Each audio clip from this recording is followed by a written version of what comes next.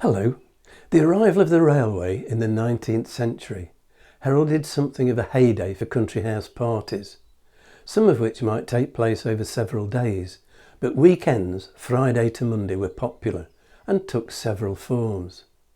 They might be sporting parties such as shoots, with staff and locals pressed into service as beaters, or they might be intellectual or cultural parties. Thank you letters known as Collinses, after the toadying snobbish character in Pride and Prejudice, were commonly sent. Guest lists were carefully compiled and frequently announced in the social columns of newspapers. As well as entertainment, country house parties were occasions for pursuing social, political and business ambitions, and to look out for prospective matches for eligible sons and daughters. There were also an opportunity for shenanigans. In Edwardians in Love, published in 1972, Anita Leslie of Castle Leslie describes how Lord Charles Beresford told my grandfather that on one occasion he tiptoed into a dark room and jumped into a vast bed shouting "cock-a-doodle-doo" to find himself between the Bishop of Chester and his wife.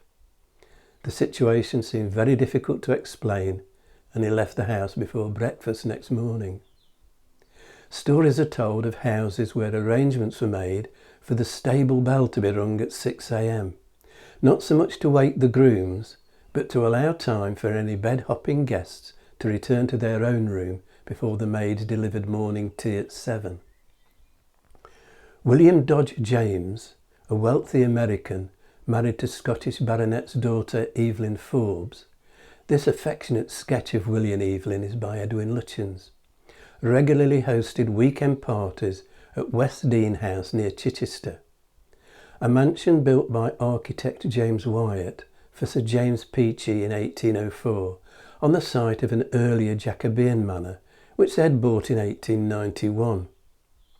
Edward, Prince of Wales, was a regular visitor, and as Edward VII became godfather to their son, Edward.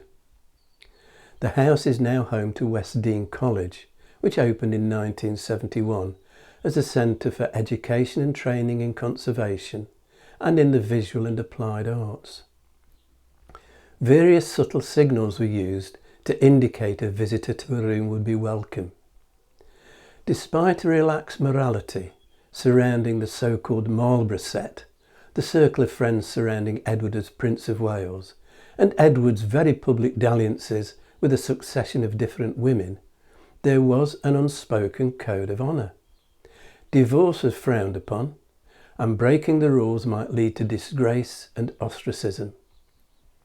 In 1890, the Prince of Wales was involved in a gambling scandal that took place during a house party at Tranby Croft in Anlaby near Hull. Edward was among the guests of Arthur Wilson, a shipowner from Hull who had Tranby Croft built in the mid-1870s. One of his guests, Sir William Gordon Cumming, a lieutenant colonel in the Scots Guards, this is a caricature from Vanity Fair, was accused of cheating at baccarat, and in return for a promise of silence, signed a statement that he would never play cards again. Gordon Cumming is seen here with the other guests at Tranby Croft, beside the Prince of Wales, who is on his left.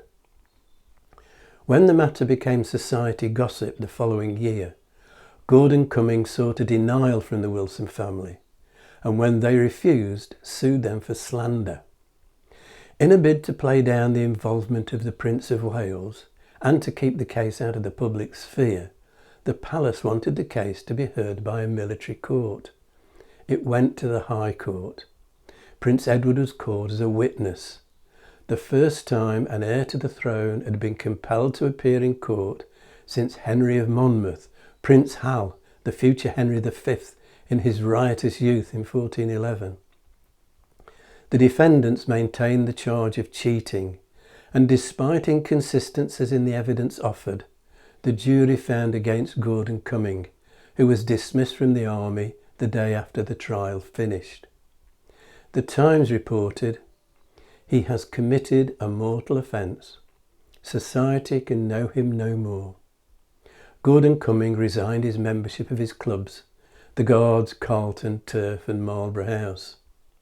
Florence Garner, the American heiress to whom he was engaged, remained faithful. The couple married and retired to his Scottish estates. Although ostracised by high society, public opinion was more sympathetic to Gordon Cumming. Many thought the judge had shown bias in summing up the case, and the Prince of Wales' reputation was somewhat dented. He never returned to Tranby Croft, which is now home to an independent school. One of Prince Edward's first mistresses was Frances Evelyn Greville, Countess of Warwick, known as Darling Daisy, and famous for her house parties at Easton Lodge near Great Dunmow in Essex. She's said to be Daisy Daisy of the music-hall song Daisy Bell. Easton Lodge has not survived, but the gardens, designed for Daisy in 1902 by landscape architect and garden designer Harold Peto, who also designed the gardens at Westdean House for Willie and Evelyn James, have been restored by a trust and can be visited on public open days. The outdoors and country house gardens will be my topic next time. If you've enjoyed this video, hit the like and subscribe buttons and click on the notification bell to be informed when the next video is available, or you can subscribe by clicking on the rose window over my shoulder.